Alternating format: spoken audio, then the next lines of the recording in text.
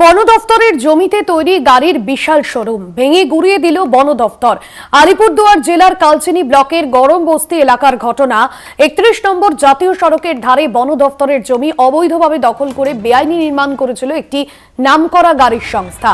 শুক্রবার সাত সকালে অবৈধ দখলের বিরুদ্ধে অভিযানে নামে বক্সা ব্যাঘ্র প্রকল্পের আধিকারিকরা। কালচিনি ব্লকের গরম বস্তি এলাকার ঘটনা।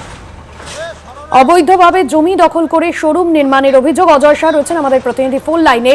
অজয়, এই অভিযোগ সামনে আসার পর বন দপ্তরের তরফে ঠিক কি পদক্ষেপ নেওয়া হলো? দেখো, বন দপ্তরের জমিতে তৈরি করা হয়েছিল একটি গাড়ির বিশাল শোরুম।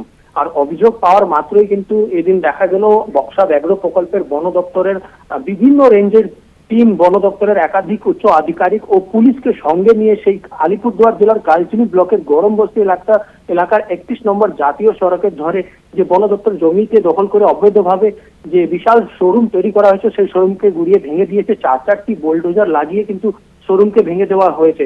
বন দপ্তরের সূত্রে যেটা জানা যাচ্ছে, কয়েক বছর পূর্বে এই সড়কের ধারে বন দপ্তরের জমিতেই অবৈধভাবে এই নামকরা গাড়ির শোরুম কিন্তু তৈরি হয়েছিল।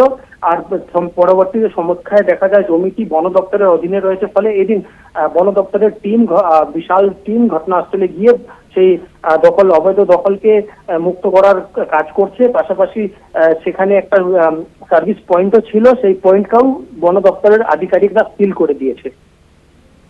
এখনো পর্যন্ত এই বেআইনি কাজের সঙ্গে যারা যুক্ত তাদের কি কোনোভাবে চিহ্নিত করা গিয়েছে? যেটা জানা যাচ্ছে, এর আগেই যে শোরুম যে তৈরি হয়েছিল সেখানে কিন্তু বন দপ্তরের তরফে নোটিশ দেওয়া হয়েছিল শীঘ্রই তাকে দখল মুক্ত করা হোক বলে। কিন্তু দেখা গেল এদিন সাত সকালে বন দপ্তরের বিশাল টিম ঘটনাস্থলে এসে সেই অবৈধ দখলের বিরুদ্ধে অভিযানে নামে আর দখল মুক্ত নিয়ে এখানে বোলডোজার দিয়ে যে রয়েছে শোরুমটাকে ভেঙে দেয়। কিন্তু এখন পর্যন্ত যে যারা নির্মাণ করেছে তাদেরকে কিন্তু সেখানে দেখা গেল না, তাদের কোনো প্রতিক্রিয়াও এখন পর্যন্ত পাওয়া যায়নি। ধন্যবাদ জানাবো। অজয় শাহ আমাদের প্রতিনিধি ছিলেন ফোন লাইনে।